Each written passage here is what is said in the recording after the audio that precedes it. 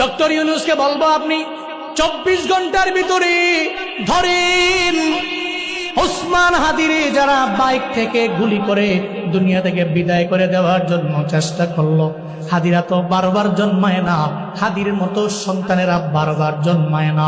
এই হাদিদের মারার জন্য বহু সন্ত্রাসেরা এরা তো বিভিন্ন প্ল্যান নিয়ে আগাইলো।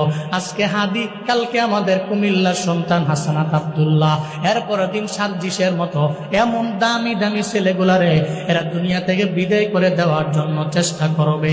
এই মেধাবীদের যদি বাংলাদেশের মানুষেরা হারায়া ফেলে, তাহলে বাংলাদেশ অনেক কিছু হারায়া ফেলবে রে বাবা।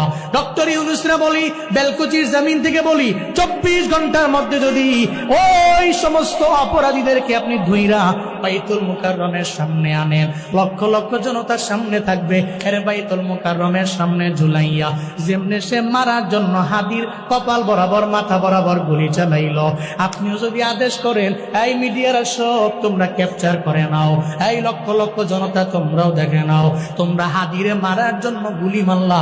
ইসলাম বলে কেউ যদি কারো চোখ নেবার চায়, তাহলে চোখের বদলায় চোখ নিয়ে নাও, এদেরও গুলির মাধ্যমে এদের কপালটারে পরিপূর্ণ উড়াইয়া দাও।